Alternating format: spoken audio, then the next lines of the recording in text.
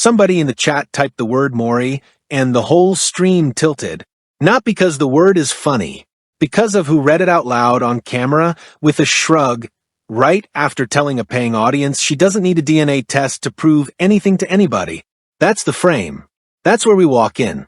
A woman turning down a paternity swab on livestream while her co-host is in another creator's comment section offering a stack to anyone who can prove her friend cheated, and neither of them clocked that those two energies don't actually agree with each other. Stick with this one, because the receipt that flips this whole thing sideways isn't in the stream. It's in a live stream from over 2 years ago that a lot of y'all watched in real time and might not remember the way you think you do. Real quick before we get into the paper.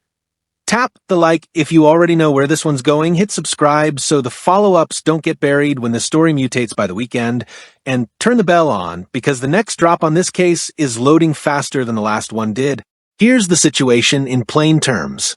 Yesterday on stream, Jaidyn Alexis, first name Jayden, the one you know as Blueface, longtime partner and mother of 2 of his children, read a series of viewer questions live and responded to a batch of allegations first pushed by her former friend Sadie O'Neal, who's now going by the handle Shady Sadie. Sadie's public claims, per her own recent live streams and posts circulating through outlets like the Shade Room and Bluerock Tea TV, included that Jayden had slept with a member of Blueface inner circle referred to as Bowdean, that she had 10 bodies, and a string of personal attacks about hygiene, appearance, and public benefits. Jayden declined the DNA request on camera. Her stream co-host Sam then went into a separate creator's comment section and started swinging. There's one more piece of the who and where the room needs before we walk the paper. Blueface mother Carlisa Saffold, known publicly as Blueface's _mom on the platform she cycles through and off of, has been orbiting the edges of this story since before Sadie was ever a name in it, according to a running thread of on-camera commentary tracked by Hip Hop DX across her back and forth with Jayden over the years. The venue that matters isn't a courthouse yet, but 2 of them are worth naming out loud. The Los Angeles County Superior Court docket, where Blueface separate felony gun matters have been playing out through the last calendar cycle, and the small claims and family court venues in the Antelope Valley corridor that a family with 2 minor children living inside Los Angeles County would default to if any custody or paternity paper ever actually got filed. Neither of those dockets currently shows a paternity petition tied to these 2 kids, and that absence, a specific paper missing from a specific drawer, becomes its own exhibit once we get further into this. Let's walk the filing. The clip everybody's clipping Jayden reading chat. I can't even count a 5.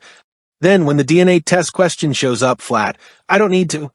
Then the qualifier, it's a joke. Then the pivot into advice for Sadie, go hit the blade, and the punch out, thanks for calling. That's the whole first beat. She didn't argue the number of bodies. She didn't argue the Bowdean claim on its merits. She waved. That's the entire on-camera response. Now Sam. Sam is the co-host, the one who does the 2-woman stream setup with Jayden. And if you've been in that chat, you know the dynamic works because Sam plays the sharper edge while Jayden plays the shrug. Sam pulled up under a clip a creator had posted about Sadie's allegations, and according to the screenshots being circulated, wrote, and I'm quoting the comment as it was captured, "I got a ban for anyone who can prove this to be true," meaning $1,000. Another person in Jayden's circle allegedly reposted underneath, "I'll double it." Then it escalated. A commenter under the handle Nova Life reminded Sam that the last time she vouched for Jayden, during the leak situation last year, she also called it fake before it turned out to be real. Sam's response, per the screenshots archived on Instagram/Bluerock Tea TV, "I don't give a expletive what I said. Y'all dumb as hell to think Blueface would sit up and claim a child that isn't his for 4 years. Another commenter pressed her further. Sam again, "Indeed lied for my friend. Any other questions? If you had friends, you'd know that's pretty normal. Read that back. That's not a denial of the current claim. That's an admission about a previous one. Filed under her own hand in a comment section, time-stamped and screenshotted before it could be edited. Also on the record." And this is the piece the chat kept flagging. The on-stream reaction, Sam had the night Blueface allegedly leaked the tape involving Jayden and Bravo. If you go back and watch that stream, The clip that resurfaced this week and got dropped again yesterday, Sam is audibly rattled. Her literal words in the clip, "What? What's happening right now? Man, send me the expletive clip. I'm not buying that 'cause that never happened." So, how could you send something that never happened? Then, seconds later, what is going on, you guys? Like, this is so lame. Y'all always know how to ruin a vibe? Then she ends the stream. That footage exists. That footage was public. That footage is being replayed under every video about this feud, HotNewHipHop coverage of the leak fallout. Add this one to the stack. In a separate live stream Sadie ran earlier this month, hosted on her personal account and re-uploaded in edited form by aggregators, she stated on camera, quote, as captured, "She looked me in my face and told me it happened, then went back on stream the same week and said it didn't." Per the archived version circulated through the neighborhood talk, Sadie names the room where that conversation allegedly happened and the person who was also present. The tape is Sadie's, so the tier holds as reported, not confirmed. Human reaction dry. Another exhibit filed in the last 72 hours. Sam, on her own stream 2 nights ago, told viewers, direct quote from the VOD clipped by All Hip Hop, "Y'all not gone catch me lying tonight, I'm just here to play the game." That's her own words, uttered on her own platform, roughly 48 hours before she typed the phrase "lied for my friend" into a stranger's comment section. Reaction, one word noted. One more, and this one's tier 1 because it's a signed piece of paper. USPTO records show a trademark application filed under Jayden's business entity earlier this year for a merchandise line tied to her music rollout, listing an address and a filing date that both matter later when we walk the timing overlay USPTO trademark search. The filing itself is boring. The date on it is not. Flat reaction, keep reading. Okay, pass 1 closed. Those are the exhibits, sitting on the table, no interpretation yet. Let me overlay. The timing on all of this is where it starts to get, I want to say interesting, but interesting is soft. The Sadie fallout has been building since her freestyle drop earlier this summer, when she went at Jayden's character in a way that turned a personal friend fracture into a public content cycle. Sadie's specific claim about Bowdean, a member of Blueface Circle, didn't come out of nowhere.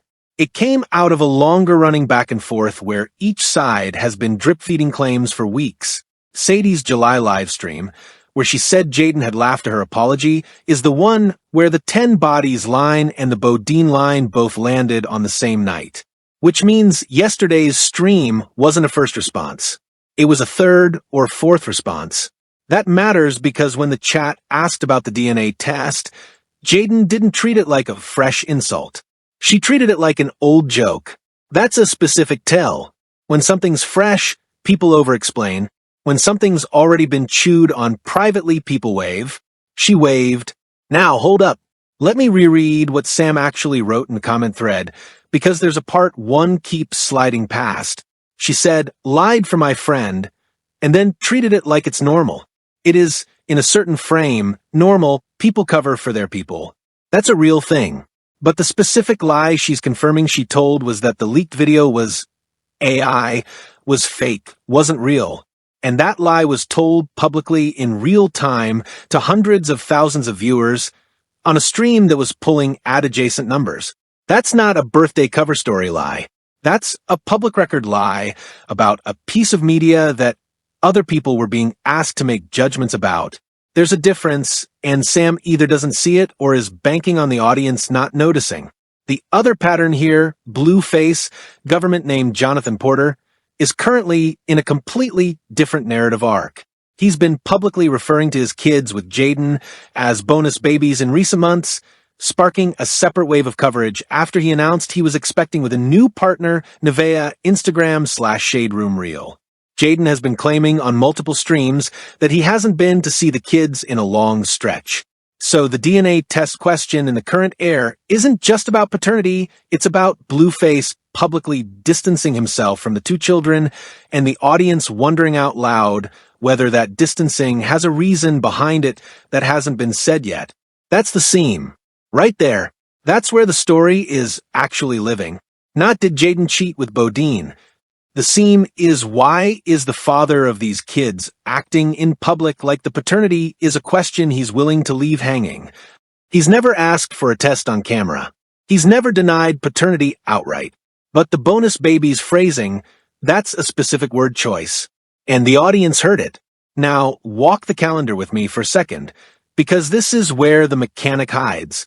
The Sadie freestyle drop, the bonus baby's first usage, and the trademark filing tied to Jayden's merch rollout all cluster inside a 6-week window earlier this year. The archive captures line up close enough that a rollout strategist would notice, and any label anniversary tracker would flag the same window. The July live stream where the Bowdean line first got said out loud lands, per the timestamps on the re-uploaded clips, roughly 2 weeks before Nevaeh's own public post confirming the pregnancy. 2 weeks. That's the runway between a friend fracture allegation going viral and a completely separate family arc materializing on a completely separate platform.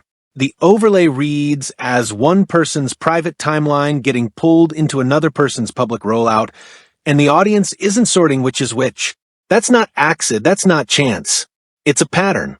Somebody was watching a calendar. The Bluerock Tea TV archive on the tape leak stream, the one where Sam does the stutter, has a metadata timestamp on the re-upload that puts it inside a 48-hour window after Blueface own Instagram story activity spiked per third-party tracking dashboards like Chartmetric, meaning the leak didn't drop into a quiet news cycle. It dropped into an active promotional beat. That's past 2 territory. That's a mechanic. The story that was supposed to trend that week got replaced by a different story that week, and the different story that week put the father in a position where he could later distance himself from the arc without ever having to say the word paternity out loud. And here's the recalibration. Wait, back up. I keep phrasing this like the timing was engineered by one party. That's a bigger claim than the paper supports. What the paper supports is that the timing lined up with the incentives of the party who benefited from the topic changing. Those are different sentences. One is a claim. The other is a description. I'm staying on the description side of that line, and if you want to walk further into the claim side, that's on you. I'm sitting here. The other mechanic underneath, the deletion sequence. If you cross-reference the comments Sam left under the creator's post yesterday against what's actually visible in that thread this morning, some of them are gone. Not all. Some. The lied for my friend comment was screenshotted before it was deleted, per the archive captures making rounds on Instagram /allaboutthetea. The I got a ban comment is still up as of the last check. That's a selective deletion pattern. She's not scrubbing the thread. She's scrubbing the specific admissions inside the thread. That reads as somebody who talked to somebody between last night and this morning and got told which sentences to walk back and which to leave standing. That's not a wave. That's a strategy meeting. One more overlay before past 3. The trademark filing from earlier this year. The boring one lists a filing date that's inside the same 6-week window we already flagged. So, the merch rollout for Jayden's own brand was in motion at the exact moment her ex started publicly refactoring how he talks about their kids. Business calendar and personal calendar collided on the same page. If you're the artist inside that collision, you either lean into the personal story to boost the business rollout, or you lock the personal story down to protect the business rollout. Yesterday's stream reads like an attempt at the second option that got sabotaged by a co-host executing the first option in a different tab. Zoom in on one line. Sam typed the words "lied for my friend" in a public comment section on a phone she owns, on an account with her name on it, on a post that thousands of people had already screenshotted before she got a chance to delete it. Nobody made her type that. She wasn't being cross-examined. She wasn't cornered. She was arguing with a stranger in a comment thread, and she chose those 4 words as her defense. Read that clause back to yourself out loud. Indeed lied for my friend. The word indeed is doing a lot of work. It's the confirmation. It's the yes and it's her agreeing with the accuser before pivoting to justify it. Somebody who is misquoted doesn't lead with indeed. Somebody who is misquoted leads with I didn't. That's not linguistic gymnastics. That's how people who didn't do it phrase denials. Zoom in on a second frame. in the tape leak stream from last year, the moment Sam realizes what's happening on her friend's phone, her face changes and her cadence changes, and she says, "Send me the clip." Then, seconds later, when it's clear the clip is real, so, how could you send something that never happened? That stutter is the tell. The double, how isn't performance. That's someone whose brain is running a search and coming up empty in real time. If she had known, that stutter isn't there. That stutter is what genuine surprise sounds like on stream. Any actor will tell you a stutter is one of the hardest things to fake without it landing false, and Sam's landed clean. So, which one is the lie? The stutter or the indeed lied for my friend comment 13 months later? Because both can't be true. I lean stutter. Y'all can lean the other way if you want, but somebody in the comments who does forensic linguistics for a living needs to weigh in, because I want a second opinion on this one. Now, zoom in on the audio of the stream itself. Not the words, the room tone. On the Leak Night VOD, there's an ambient buzz behind Sam that doesn't shift when she says, "Send me the clip," but it does shift almost imperceptibly in the 4 seconds after. The re-uploaded audio, cleaned up by a Reddit user who timestamped it in the r/Blueface thread, has a small compression bump right around the second, the kind of bump that happens when a phone speaker plays a media file back through a laptop mic. That means during that stutter, something was being played in the room that Sam could hear. She wasn't reacting to a message. She was reacting to a sound. That's a different tier of surprise. That's the kind of surprise where your body reacts before your mouth catches up. Had to loop that section 3 times before I trusted what I was hearing. Visual on the same stream. Look at the top left corner of the frame when the stutter happens. There's a phone on a stand, not Sam's phone, the guest's phone, and the screen goes from dim to bright right before Sam says, "What?" The screen brightening means a video started playing. It's a 2-frame window, but it's there in the raw VOD before any of the aggregators cropped it. If you're wondering why every clip circulating this week is cropped to just Sam's face, that phone is why. Somebody early in the clip chain cropped it out. That's not a magnifier. That's a deliberate framing choice by whoever cut the first widely shared version, and once you see the phone, you can't unsee it. Behavioral pattern. Sam, on 3 separate streams across the last 13 months, has used the exact phrase "that never happened" as a response to a specific type of allegation, the recorded media type. Not "that's a lie." Not "that's fake." That never happened. It's her verbal reset. It's the phrase she reaches for when the topic is media she doesn't want to litigate. The pattern reads as somebody who has a scripted denial for a category of question, and the category is media. That's not a hygiene claim. That's not a personal insult. That's a media denial, which means her instinct, the one she reaches for without thinking, is calibrated for exactly this category, which means the category has come up more than once. One legal detail worth surfacing.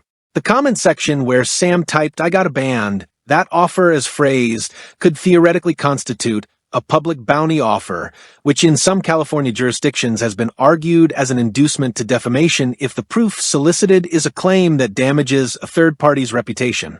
I am not a lawyer. I'm telling you what the pattern reads as in the frame of a filing. The clause for anyone who can prove this to be true is broad enough that a plaintiff's attorney could argue Sam was actively soliciting harmful material about a named person. It probably won't get filed. But if it did, that comment is the exhibit, and the timestamp is preserved on the archive, whether or not she deletes it from a live thread. Business layer. The publishing splits on Jayden's biggest song of the last cycle per the credit information available through Genius and cross-referenced with public ASCAP database entries, list her under her legal name with a percentage that doesn't include Blueface publishing entity as a co-writer or producer, meaning her business, on paper, is independent of his on that specific song. That matters because the audience assumption is that Blueface controls her rollout. The paper says he doesn't. The rollout is hers, which means the bonus baby's language isn't just a personal jab, it's a distancing move by a co-parent whose financial entanglement with his ex is thinner than the audience realizes. Digital layer. The Wayback Machine capture of Sam's Instagram bio from earlier this year. Pull it up, it's time-stamped and public. includes a line about loyalty over everything that isn't in her current bio. The line was removed sometime in the last 4 weeks. That's a small change. It's also the kind of small change that reads differently once you know she just typed "lied for my friend" in a comment section. A bio edit is a low-stakes deletion, but it's a deletion. And it happened in a window where the person doing the deleting knew a specific admission was probably coming. Never got the timestamp exactly to the day on that bio change, though. I'll admit that. The archive shows the old version in early spring and the new version by early summer, but the exact transition day isn't captured. So don't hold me to a specific date on that one. Hold me to the fact that the change happened inside a window that matters.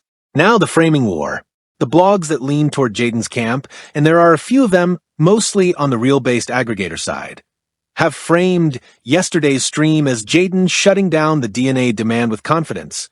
Their word choice, shut down, clap back, ended the conversation. The visual grammar in their thumbnails matches Jayden mid-laugh, Sadie in a small red circle in the corner. The blogs that lean the other way, the ones that have been feeding off the Sadie side of the fracture, framed the exact same clip as Jayden refusing the test. Their word choice, refuses, dodges, avoids. Same footage, same audio, two verbs that mean opposite things about the same behavior. And then there's the third camp, the pro-Blueface side, which has been getting quieter since the bonus baby's comments went sideways with his own audience. Their coverage yesterday leaned on Sam's comment section behavior as the story, not Jayden's stream.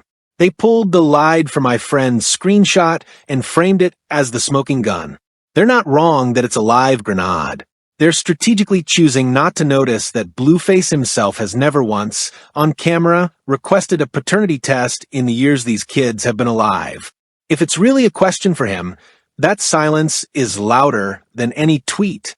There's a fourth framing that hasn't been named enough, and it's coming out of the neutral aggregator tier, the accounts that cover multiple stories a week and don't have a horse in the friend fracture race. Their coverage yesterday, per pieces published on the Jasmine brand and syndicated across 3 or 4 smaller reel pages, leaned on a specific verb, declined. Not shut down, not refused, declined. That verb is doing quiet work. It doesn't take a side on whether the decline is meaningful. It just records the behavior. That's the verb a courtroom transcript would use, and it's showing up in the coverage tier that's least emotionally invested in either camp. When the neutral tier converges on the courtroom verb, that's usually where the durable public memory lands. The heat cools, the transcript verb stays. 6 months from now, the phrasing that survives is declined, not shut down or refused. That's a small prediction. Come back to it.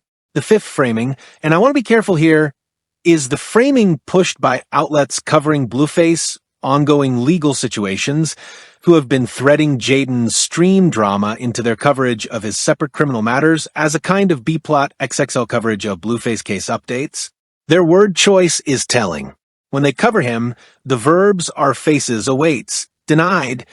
When they thread her in, the verbs are meanwhile, back home is partner. That grammatical demotion, from actor to backdrop, is the framing choice that's shaping the long-form public memory of who she is inside the story. She's being written as scenery in his story, which is exactly the opposite of what she's trying to do with her own rollout. 2 brands, 1 narrative, and the narrative is picking his shape over hers by default. I already know what the pro-Sadie camp is about to type in the comments. The counter-narrative from that side goes like this. If she really didn't do it, she'd take the test. The refusal is the confession. That's the second strongest Steelman on the board right now, and it deserves a real beat before I take it apart. Here's the fair version. Public figures who are innocent of a specific claim do sometimes take public tests to end the conversation. Maury built an entire show on that premise. The precedent isn't zero. There's a real argument that a 5-minute cheek swab, filmed and released, would collapse the news cycle inside a week. Sadie's camp isn't crazy to point at the refusal and ask why. In their frame, the cost of the test is low and the benefit is high, so the refusal has to mean something. Now the dismantle. Call back the trademark filing date. Call back the bonus baby's phrasing. Call back the deletion sequence in Sam's comment thread. Call back the declined verb showing up in the neutral tier. Read those 4 beats together. Jayden isn't refusing a test because she's afraid of the result. She's refusing because agreeing to the test on demand from a chat concedes the frame that the paternity is an open question, a frame she has business, brand, and custody reasons to keep closed. The father hasn't asked. The court hasn't asked. The children's own paperwork isn't in dispute in any public docket. The only party asking is a comment section. Agreeing to a swab on that basis rewrites the precedent for every celebrity mother going forward, and it hands her ex a public concession he hasn't earned and hasn't requested. The refusal isn't guilt. The refusal is a boundary. The Steelman collapses on the callback stack, not on the vibe. Somebody in the comments is going to say Jayden's refusal to test is itself the answer. I hear the argument. I don't think it holds, and here's why. A test on demand from a live stream chat isn't a legal proceeding. It's not a court order. It's a public spectacle. The precedent for a public figure agreeing to a paternity swab because random usernames in a Twitch chat asked her to is 0. She's under no obligation to entertain it, and treating her refusal as evidence of anything requires you to also believe every celebrity who's ever ignored a chat demand is hiding something. That's not a standard. That's a mood. So, no, the refusal isn't a receipt. The father's silence is a bigger receipt than the mother's refusal. Both sides are quiet in ways that mean something, but her quiet is loud in a normal way, and his quiet is loud in a specifically unusual way, and if we're grading the weight of silences, his is heavier. Here's the take, and the take is going to upset somebody. Sam is not helping.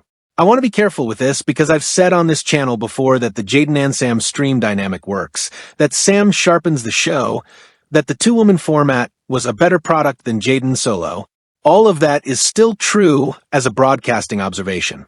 But as a defense strategy, Sam is a liability right now, and yesterday's comment section war proved it in real time. Here's what the mainstream read on this is going to be, probably by the end of the week, once the aggregators catch up. The mainstream read is that Sadie is jealous, that her freestyle was a bid for attention, that her allegations lack proof, and that Jayden is unbothered because there's nothing to be bothered about.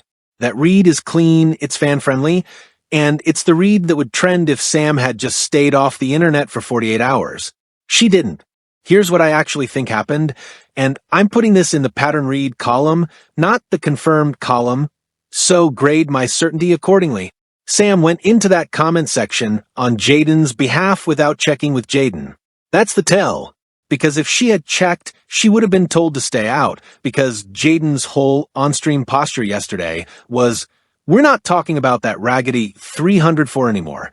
That's a woman trying to close the topic. That's the strategy. And then her co-host walked outside the studio, opened a different door, and reopened the topic in a comment section where every response would be screenshotted. The bet Sam made was that the internet forgets. It doesn't. The internet made her eat the AI its fake comments from 13 months ago inside of 13 minutes. That was not going to go any other way. And the phrase lied for my friend is now going to follow her every time she defends Jayden on anything, on any platform for the foreseeable. She just handed the opposition a permanent asterisk. Any statement she makes in defense of Jayden from this point forward gets that comment quote tweeted underneath it. She built her own credibility jail and locked the door from the inside.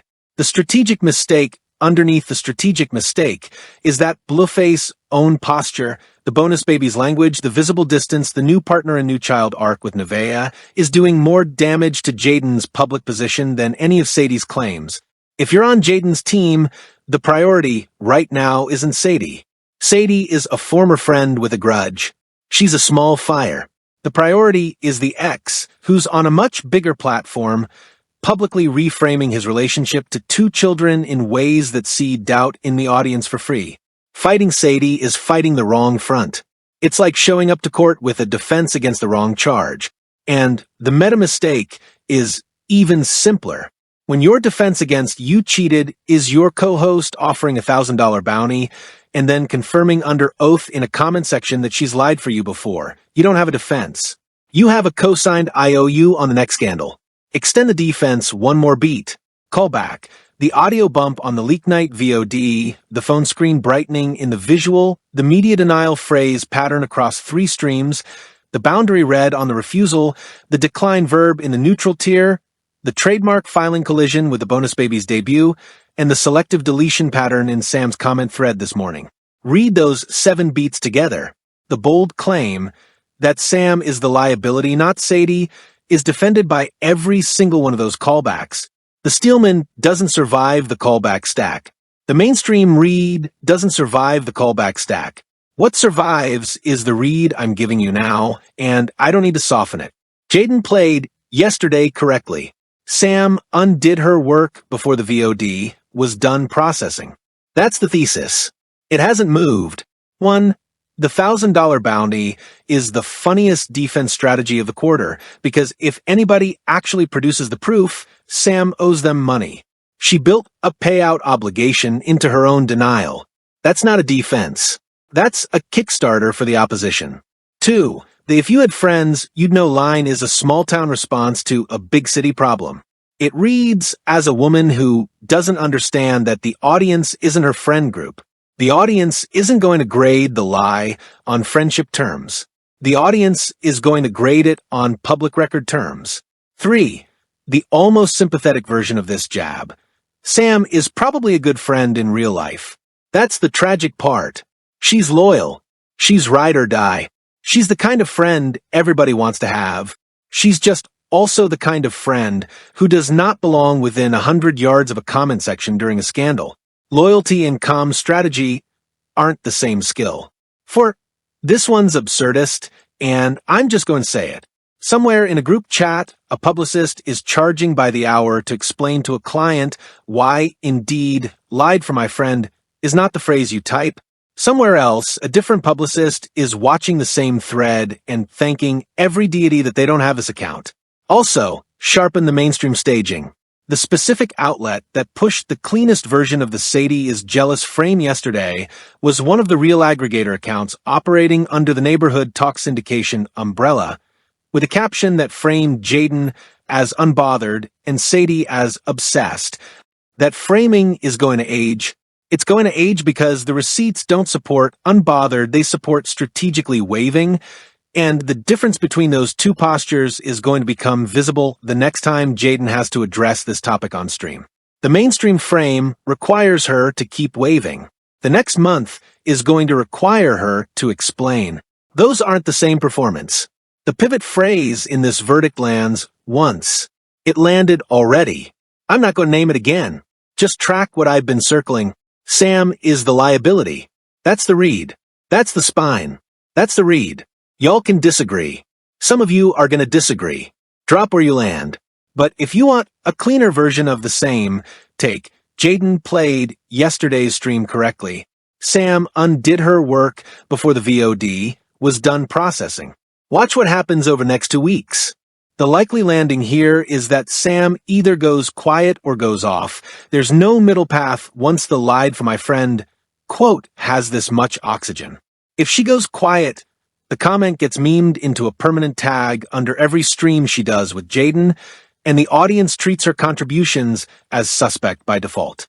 If she goes off, meaning she doubles down, keeps arguing in comment sections, keeps offering money, she becomes the story instead of Jayden, and Jayden's team will have to distance publicly, which will be its own second-order drama. Neither path is good. My money is on the go quiet path with a strategic reemergence in about 10 days when a new news cycle mercifully takes the heat off. Extend that cascade. Watch how the go quiet path plays out if it hits. First, Sam disappears from Jayden's stream for 2, maybe 3 broadcasts. Then a solo Jayden stream drops with a guest co-host, probably somebody adjacent to the circle, but not a member of it, tested as a temporary sub. The audience clocks the absence, the chat asks where Sam is, Jayden deflects with a "she's good, y'all," and moves on. Once X hits, meaning once the news cycle rolls over into a bigger story, Sam reemerges on a solo stream of her own, addresses the comment obliquely without ever using the word lied, and reintegrates into the Jayden broadcast within 2 weeks. The audience mostly forgives. The archive doesn't. The next fracture down the line, whenever it comes, that comment is Exhibit 1, and the failure prediction for the opposition inside this scenario. Sadie's camp will read Sam's disappearance as a confession, get loud again inside that 3 broadcast window, and overextend into a claim they can't source. Watch for it. When it happens, it collapses their own credibility, and the story swings back toward Jayden without her having to say a word. The wild card is Bowdean. He hasn't said a word publicly yet.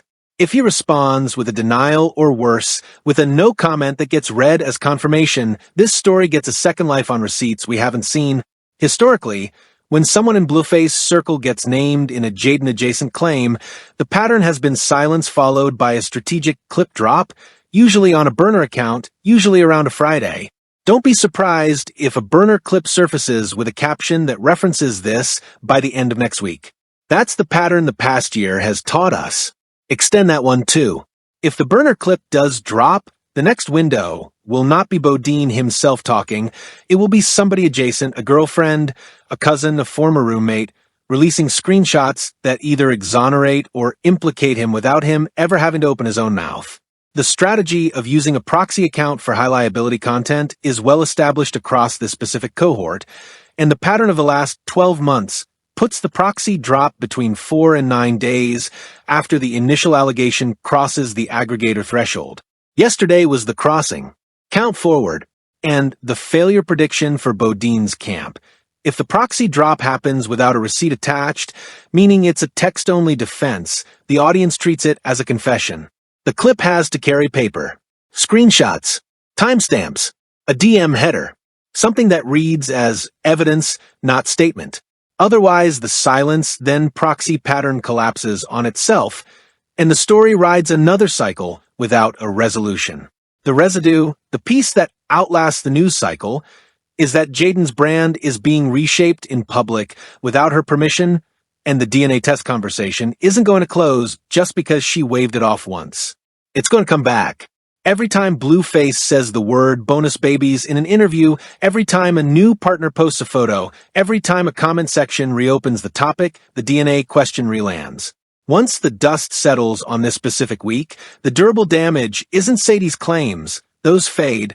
The durable damage is that a segment of the audience now believes the paternity question is open and no on-stream shrug is going to close it. The only thing that closes it is a test, and the on-record position is now that a test isn't coming. So, the question stays open by design. That's the residue. That's the 5-year thing. Extend the aftershock. By the time frame the next album cycle or major merch drop lands, expect the DNA question to become the default caption on any Jayden-related aggregator post, not because the receipt has changed, but because the caption has become the shorthand. That shorthand outlives the story. It becomes part of the search engine footprint. It becomes the phrase auto-filled when a new audience member types her name. 5 years out. The case itself is a paragraph in a longer story about Blueface public arc, but the shorthand is still there in the search bar, and every new partner she takes public, every new business she launches, every new custody paper that does or doesn't get filed, gets read through that shorthand. That's the residue that doesn't fade, and the failure prediction for the opposition on this scenario. The pro-Sadie camp will assume the shorthand means they won the framing war, and they'll get loud about it in year 2 or year 3 when the story is otherwise dead. That noise will re-trigger the aggregator cycle. Jayden will address it once more on a stream, and the whole thing will loop back with a fresh set of screenshots, most of which will be older than the audience realizes. By the time next month's coverage cycle lands, watch which side of Jayden's own team gets quiet. That's the tell for who thinks the wave is holding and who thinks the wave is cresting. And remember, I said Bowdean before the end of the year. Come back and check that one. That's the case for today. Court's adjourned on this round, but the record's staying open on this one, because between the bonus babies language and the lied for my friend comment, there's more paper coming, And we said at the top that the receipt flipping this whole thing sideways was a live stream from over 2 years ago that y'all might not remember the way you think you do. That's the stutter. The double how. Go rewatch it. Then tell me in the comments which Sam you believe, the one on that stream or the one in that comment thread. Tap in, hit the bell, next case is already loading.